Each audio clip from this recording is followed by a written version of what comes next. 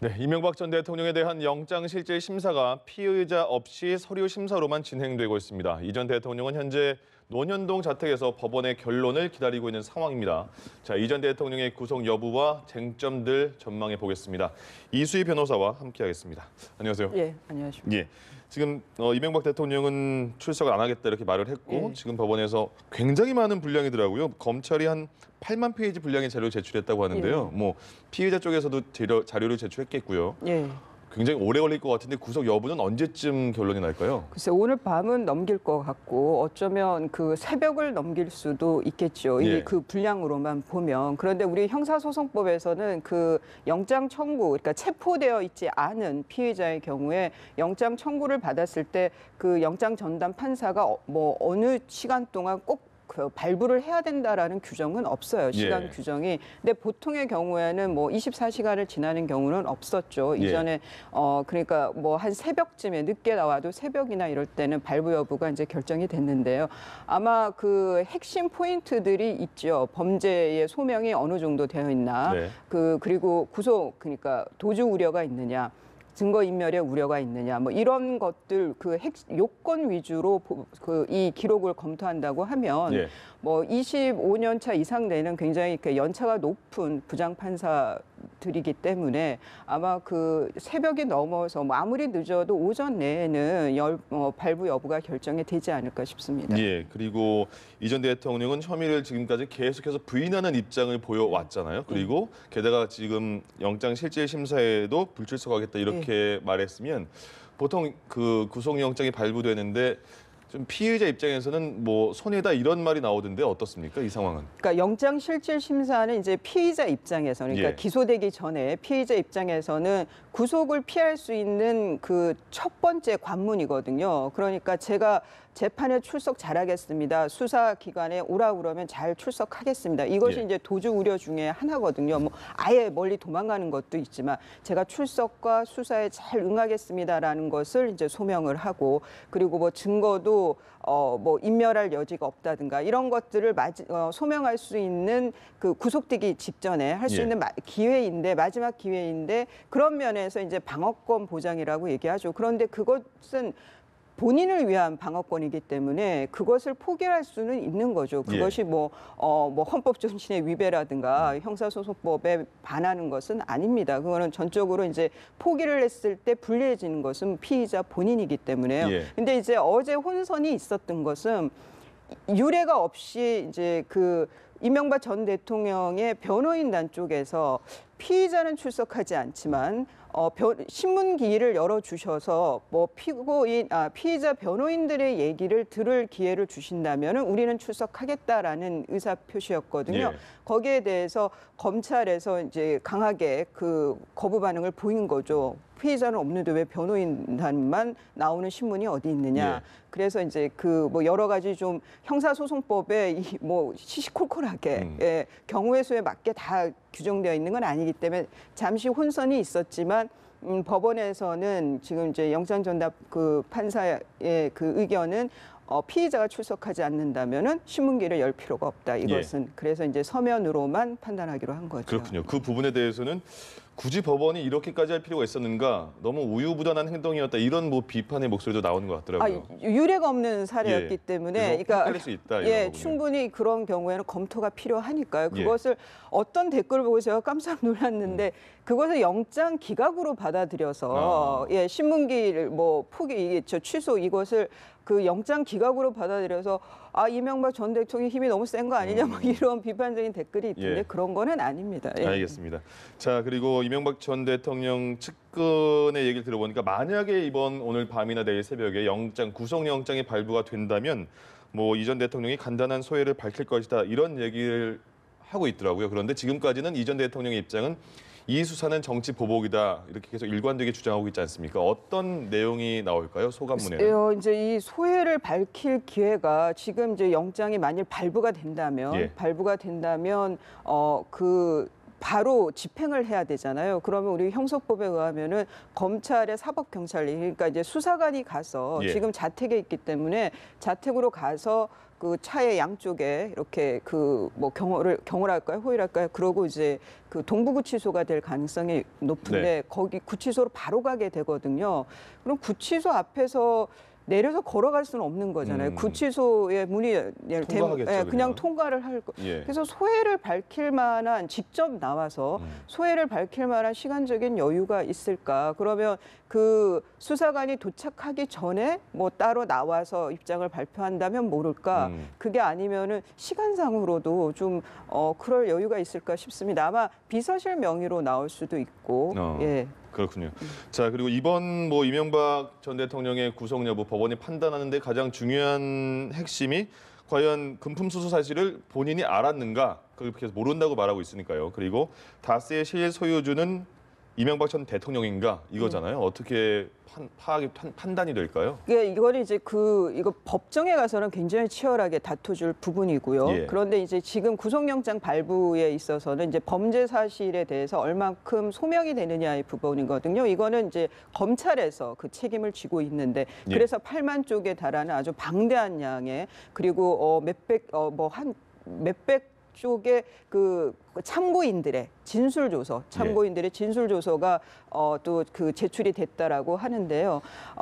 그 포인트는 관건은 이 돈을 줬다니 이팔성 전 우리금융 회장이나 뭐 김소남 전 의원이나 아니면 삼성의 그 대납, 소송비 예. 대납이나 이 돈이 바로 이명박 전 대통령에게 전달됐다는 건 아니거든요. 이거는 모두가 인정하는 거예요. 네. 중간에 김백준 전 기획관이 있는 거예요. 연결고리로. 근데 이 김백준 전 기획관은 나는 심부름을 했다는 거죠. 그러니까 나는 이명박 전 대통령에 갖다 줬다는 건데 이명박 전 대통령은 나는 지시한 바도 없고 나는 받은 바가 없다. 그러니까 이 김백준 전 기획관에서 이명박 전 대통령으로 가는 이 줬다는 거와 안 받았다는 모른다라는 이 연결고리에 대해서 지금 이명박 전 대통령 쪽에서는 자기죄를 덮기 위해서 지금 거짓말을 하고 있는 거다 뭐 이런 취지거든요. 예. 지금 보도되는 거에 의하면 그렇다라고 하면 이게 법정에 간다라고 하면은 김백준 전 기획관의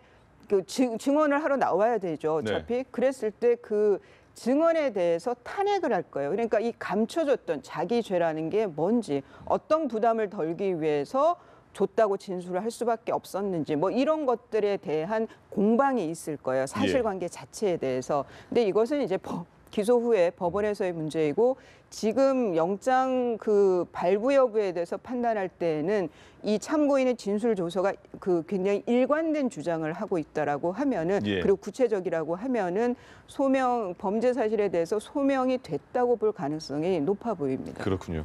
저희가 일단 아직 발부 여부는 모르는 상황이니까 구속이냐 기각이냐 이렇게 나눠서 한번 질문을 드려보겠습니다. 이명박 전 대통령, 검찰은 이렇게 말했습니다. 영장 청구서에 다스의 실소유주는 이전 대통령이다 이렇게 명시를 한 상황이고 이명박 전 대통령 측은 거짓 진술이고 그 어디에도 물적 증거는 없다 이렇게 말하면서 또 구속영장 청구서까지 다 공개를 했잖아요. 예. 어떤 의도가 있을까요? 거기에 보면 이제 뭐 다스 실소유자, 그러니까 이거는 법인이니까 예. 이제 그 차명 그 이상한 회장이라든가 이전에 그 김재정 고인이 된 처남의 명의의 주식이라든가 이런 것이 이제 다 차명 주식이었다는 거죠. 실제 그 소유주는 이명박 전 대통령이었다 이런 취지고. 예. 그리고 그래서 뭐 350억 정도의 그런 비자금이 있었는데 그 비자금을 이명박 전 대통령의 뭐 정치자금이라든가 선거자금 아니면 가족들이 사용을 했다. 그러니까 이것은 차명 주식이다. 이것이 이제 그 검찰의 주장 요지인데요. 예. 여기에 대해서 글쎄요, 법원에서는 이와 관련된 참고인들의 진술 조서가 앞서 말씀드린 대로 굉장히 구체적인 진술이 있는 것 같아요. 네. 그리고 뭐 김백준 전 기획관도 그렇지만 이명보 뭐 그 국장이라든가 이런 관련 다스라든가 아니면 청계재단 이런 관련된 참고인들이 그 진술한 내용이 많기 때문에 영장 그 발부 여부에 대해서 판단할 때에는 예. 이 진술들을 뒤집을 만한 이명박 전 대통령 측의 어떤 결정적인 증거가 없는 한은 네. 그냥 나는 모르는 일이다. 뭐 내지는 이거는 이 사람들이 잘못 알고 있는 거라든가 뭐 이런 정도의 소명만 가지고 그 피의자 신문 조서에서 그 예. 정도 소명만 가지고는 검찰 쪽에 손을 들어줄 가능성이 높아 보입니다. 그렇군요. 아까 잠시 말씀해 주신 것 같은데요. 이명박 예전에 박근혜 전 대통령 같은 경우에는 피의자 신문 조사에 출석을 했잖아요. 그리고 나서 이제 판단하기까지 검찰청사에서 잠깐 기다리다가 같이 이렇게 왔는데 만약에 구속영장이 발부가 되면 이 전 대통령은 지금 자택이 있기 때문에 절차는 어떻게 되는지 다시 한번 설명 좀 부탁드릴게요. 예. 그러니까 박근혜 전 대통령의 경우에는 좀 그래도 기각될 가능성이 있지 않느냐고 기대했던 것 같아요. 네. 그런데 이명박 전 대통령 쪽에서는 어차피 발부되지 않겠냐. 이거는 뭐 정치 보복이다, 표적 수사였다. 결국 구속을 시키고 싶었던 거다라는 입장이기 때문에 구속영장이 발부될 걸로 보이고 지금도 뭐 심리적으로는 좀 준비를 하고 있을 걸로 보입니다. 예. 근데 이제 이 피의자가 영장실질심사에 참여를 할 때는 법원에서 구인장이라는 걸 네. 발부해요. 그 구인장은 이제 강제로 신병을 확보하는 거거든요. 그래서 그때 기억하시겠지만 양쪽의 수사관들이 이렇게 팔을 끼고 그 영장실질심사를 받으러 갔고 예. 그래서 그 구인 영장 안에는 어디에 그 사람을 두라는 어디에 머물게 하라는 그 장소가 나와요. 명시돼 있군요. 예, 네. 그때는 서울중앙지검이었거든요. 예. 그래서 서울중앙지검에서 대기하고 있었는데 지금 구인영장을 반납을 했어요. 그렇습니다. 검찰이. 검찰이 반납했죠. 그러니까 자택에 있고 자택에 있는 상황에서 영장이 발부됐다라고 하면은 그 영장을 들고 그 검찰의 수사관들이 자택에 가서 뭐 구인해 올 수도 있고요. 그 예. 구치소로 바로 갈 수도 있고 아니면 뭐 검찰에 오시겠느냐고 해서 갈 텐데 그거는 좀 이상하죠. 예. 소환을 어차피, 해서 예, 와서 상황이 간다는 그럴 거. 그래서 아마 자택에서. 예. 근데 이게 이제 자택에서 구인해서 구치소로 간다라고 하면은 이제 가족들이 보는 앞에서의 그 모습이 돼서 예. 그것도 조금 좀 심리적으로는 좀 부담스러울 겁니다. 그렇군요. 계속 나오는 얘기가 말씀하셨겠지만 지금 박근혜 전 대통령이 서울구치소에 수감이 된 상태라서 이명박 전 대통령은 서울 동부구치소로 예측이 되고 있는 상황이잖아요. 이렇게 뭐 그 전직 대통령을 한 공간에 두기는 굉장히 부담스러운 상황인가 보죠. 아마 공간도 마련하기가 쉽지 않을 거예요. 서울구치소는 언제나 과밀되어 있는 꽉 차 있는 곳이라 그래서 그리고 전직 대통령 두 분을 같은 구치소에서 수용하고 있다는 게 좀 힘들죠.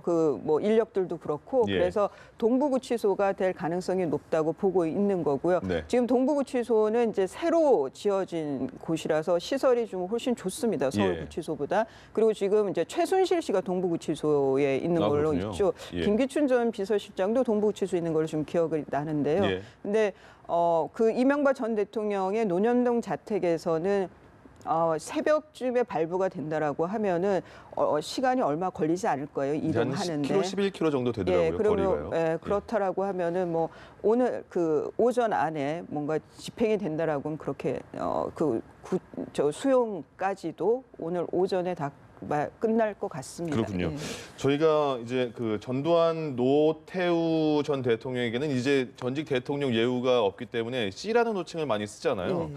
만약에 이명박 전 대통령에게 영장이 발부되고 이런 게 어느 정도 뭐 확인이 된다면 전직 대통령에 대한 예우에 대해서 어떻게 달라짐이 있습니까? 전직 대통령 예우에 관한 그 관계 법령에 의하면 금고 이상의 형이 확정돼야만 박탈이 되는 거거든요. 예. 그 박탈이 되더라도 이제 경호에 대한 기본적인 경호는 받아야 되고요. 네. 그런데 지금은 이제 그 무죄 추정의 원칙 때문에 예. 지금은 단지 구속만 되는 거지 이것이 뭐 유죄다 무죄다 하는 것이 아니라서 확정 판결이 날 때까지는 전직 대통령으로서 예우를 받는데 예. 뭐 경호를 지금 만일 이 영장이 발부된다라고 하면은 경호를 따로 받을 건 아니고 다만 이제 연금 같은 게 나오죠. 예. 아니면 이제 치료를 받아야 할 때는 또 전직 대통령이 받아야 그런 혜택들은 여전히 받을 수 있다는 거죠. 그럼 시간이 꽤 남았다고 봐도 되겠군요. 박근혜 전 대통령도 1심 선고가 이제 4월 달에 처음 1심 선고가 나오잖아요. 보통 이제 구속 피고인의 경우에, 그러니까 이제 그 구속영장이 발부가 되면 검찰에서는 최대 20일까지 구속영장, 그러니까 1차 갱신을 하면 구속을 가능하고요. 그래서 기소가 되면은 1심에서는 6개월까지 되는데 또 1차 그 구속영장이 연장이 될 수가 예. 있죠. 그런데 그런 그 기간 제한 때문에 박근혜 전 대통령의 경우에는 일주일에 4회에 아주 강행군 재판이 이루어졌지만 예. 또 구속영장이 한 번 연장이 됐었죠. 그러면서 박근혜 전 대통령이 이 재판부 나 못 믿겠다 그러고 재판 보이콧을 하게 된 거고요. 네. 근데 이명박 전 대통령의 경우에는 뭐 박근혜 전 대통령에 비해서 관련자들이 그렇게 뭐 숫자로 따지면 그 정도 숫자는 되지 않을 것 같아요. 진위 예. 신문이라든가 그런 면에서 좀 차이는 있겠습니다만은 좀 지켜봐야 될 것 같습니다. 일주일에 그 6개월 시한 때문에 좀 일주일에 좀 다회로 재판을 열 수밖에 없다라고 했을 때 또 박근혜 전 대통령 때 나왔던 그 문제가 다시 한번 피고인의 방어권 문제는 다시 한번 대두될 걸로 보입니다. 그렇군요. 1년 만에 똑같은 상황이 계속 어떻게 반복되는 그런 느낌을 받고 있는데요. 하나 더 여쭤볼게요. 이제 이명박 전 대통령의 부인입니다. 김윤옥 여사를 둘러싼 의혹들은 점점 더 새로워지고 구체적으로 나오고 있습니다. 그러면 이명박 전 대통령이 지금 이제 영장 실질 심사, 지금 서류 심사를 하고 있는 상황에서 뭐 결과가 어떻게 되든 간에 김윤옥 여사에 대한 그 수사도 진행될 가능성이 있는 겁니까? 지금 이제 이상주 그 사위죠. 예. 사위가 그 김윤옥 여사에게 그 이팔성 전 회장의 돈을 전달했다 그러고 한 5억 정도 전달했다는 게 있고요. 그리고 뭐 그 루이비통 백, 예. 이 명품 얘기를 해도 되나요? 예. 명품백에 또 뭐 돈을 얼마 넣어서 2010년에 건넸다는 그 진술도 있고 이게 다 이팔성 전 회장 관련인데 예. 그렇다라고 하면은 이제 이것이 이명박 전 대통령이 알았냐 몰랐냐도 중요하거든요. 네. 근데 이명박 전 대통령은 몰랐다는 취지로 아마 그 진술을 한 걸로 뭐 보도는 되고 있습니다. 근데 검찰로서는 상당히 곤혹스러울 거예요. 만약 영장이 발부된 상황에서 예. 부인인 김윤옥 여사를 소환을 한다. 근데 그거는 소환을 하느냐 안 하느냐도 곤혹스럽지만 뭐 공개 소환은 저는 못할 걸로 네. 보이고요. 한다고 하면은 비공개 소환이 될 거고. 방문하든가. 예. 예. 근데 방문은 아마 방문 조사는 안 할 걸로 보여요. 그렇군요. 예. 그래서 이 김윤옥 여사 관련해서는 검찰로서는 좀 굉장히 곤혹스러운 조사 방법이 될 걸로 보입니다. 알겠습니다. 자, 오늘 밤이나 내일 새벽쯤에 이명박 전 대통령에 대한 구속영장, 영장 발부냐 기각이나 결론이 나올 것 같습니다. 저희가 뉴스로 계속해서 보내드리도록 하겠습니다. 지금까지 이수희 변호사와 함께했습니다. 고맙습니다. 예.